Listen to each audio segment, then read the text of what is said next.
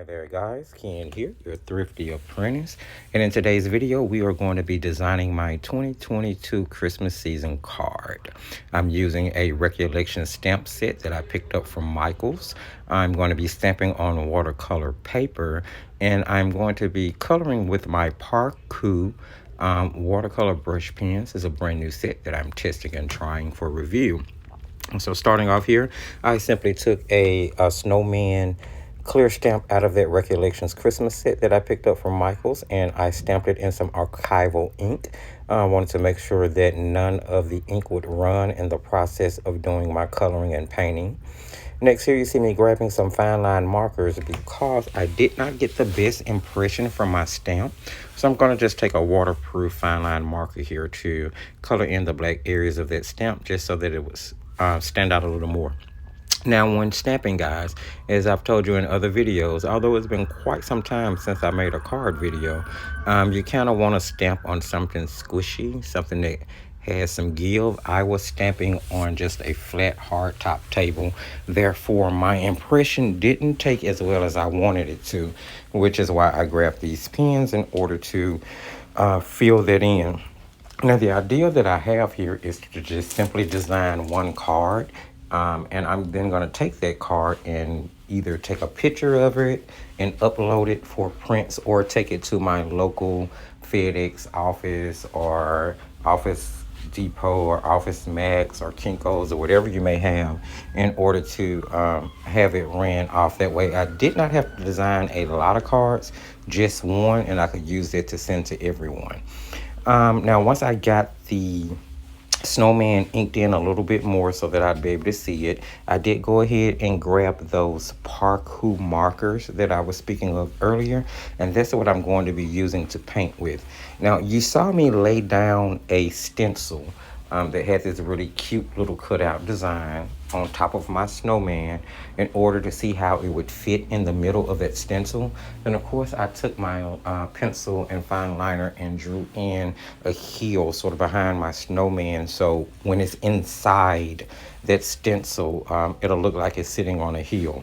Now, this particular set of watercolor brush pens has been doing pretty well. I cracked them open, haven't done a lot of paintings with them. I've swatched them out and kind of did a little color mixing to see how they would work out. And this is actually the very first field test that I'm using.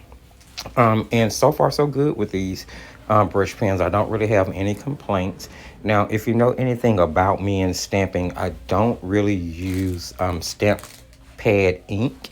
I prefer to use watercolor brush pens in order to do my stamping with, simply because you get so many different colors in one set, which means you can stamp in a variety of different colors without having to buy a bucket load of stamping pads, which can get pretty expensive. Then you have to think about re-inkers and things of that nature. So I just feel that it's better to stamp with watercolor brush pens.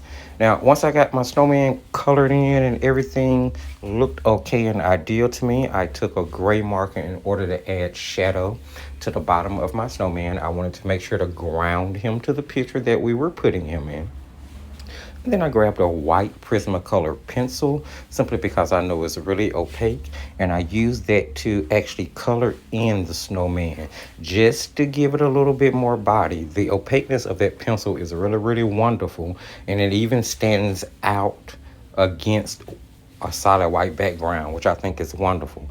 Now, I really didn't have the gray tone that I wanted in order to, add the shadow into the white, because of course, something that's white isn't really solid white. It has other colors in it. So I wanted to add some shadow. Didn't really have the pen color that I wanted, so I used my pencil. Then I took used my graphite pencil, excuse me. Then I took that white Prismacolor pencil and just kind of sprayed that graphite out in order to add the shadow to the white part of the snowman.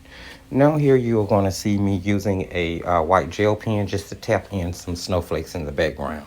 Now it's time to move on to making the card base. I took a 5x7 piece. Well, actually I took a 9 by 12 piece of mixed media paper, cut it down to 5x7 so that when I folded it, cut it down to 10x7 so that when I folded it, it would make a 5x7 card. I taped down the side of that, and I took an additional piece of tape and tore the edge of it. You typically see me do this when I'm masking off like your birch trees.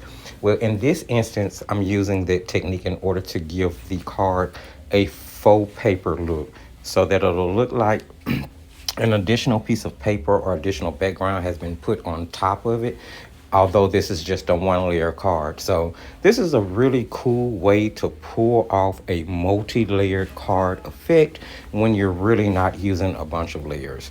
So I took some rubber stamps that I had in a Merry Christmas set, as you guys saw I was showing on camera there. I took the tree line, stamped it down in the back in 2 different shades of green, and then I did use that archival ink to stamp the Merry Christmas sentiment on top of it, simply because I wanted it to stand out. Now you're going to see me go in later and do the same thing that I did with the snowman after stamping it, and take a black fine line marker just to darken and deepen that black more. For the background on the card, I wanted to be creative and use some different things. I've told you guys before, gouache is a wonderful medium to use when you're talking about reproducing a photo or a picture or a composition. And since I was going to be reproducing this card from this one, or reproducing other cards, I decided to use gouache in the background. So I'm taking the sky blue, the more cerulean color from my Master's Touch gouache set, which there is a review on the channel if you guys want to check it out for that set. And I use that to put down an even wash in the background, making sure to use lots of water and pigment. That way I could add salt to get a snowflake effect. Now that was regular table salt as well as some sea salt because I wanted, different size snowflakes. Afterwards, I took that same recollection stamping set that I pulled the snowman out of and used the 4 different snowflake designs in it. I grabbed those PARKOO markers again, and I'm going to use the different color blues in that set in order to stamp the snowflakes onto the background that was done in the gouache. Now, tone on tone stamping is a wonderful way to not do a lot of work and get some really quick, beautiful results. As you can see here, as I stamp down each of these snowflakes, that blue on blue is really nice looking, really nice looking. Now, the pens that you see me using at the moment are Master's Touch water-based fine liners. Now, I decided to grab a couple of blues out of that too. One of the problems that I was experiencing with that PARKOO set is that some of those barrels seem to be drier than others. Now, this is a brand new set of brush pens, so I really wasn't expecting that inconsistency with the ink inside each of those barrels. But, just from preliminarily using them, excuse me, I did experience some dryness with some of those. So I'm going to test them out some more. I'm not going to just give up on it right away. I am going to test them out some more. But that was something that I noted to myself to make mention of in the review. Here you see that I am steady stepping down the snowflakes for the background. And I'm just making sure to spread them out all over the background. I'm not really being concerned per se with where I stamped them at because I knew my snowman would be going on top of it and it would cover some of those snowflakes that I stamped. But then I knew that those snowflakes would also stick out behind it, making it look a little bit more realistic.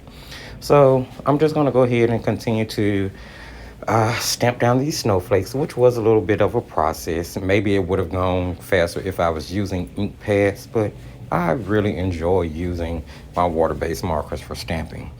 After I got all of those snowflakes down and, they kind of gave me the impression that I was looking for, I decided I wanted a little bit more sparkle in the background. So I'm going to actually grab my Artist Loft pearlescent watercolors. I've had these things for years, and as you can see, I've barely made any type of dent in using them. They do tend to last a long time.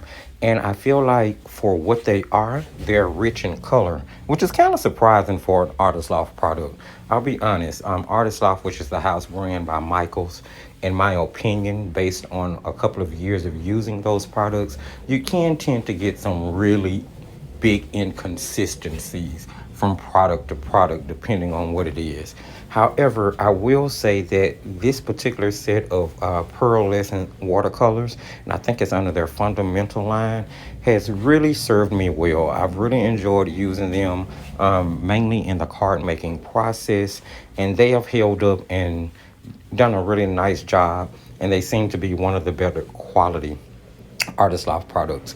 So after I stamped down a couple of those snowflakes in their pearlescent set, I decided to sprinkle some of that glitter in the background. So I just took a wet brush and dipped it into those blue colors I'd been using, and then splattered that across the background just to give it a little bit more of snowflakey effect.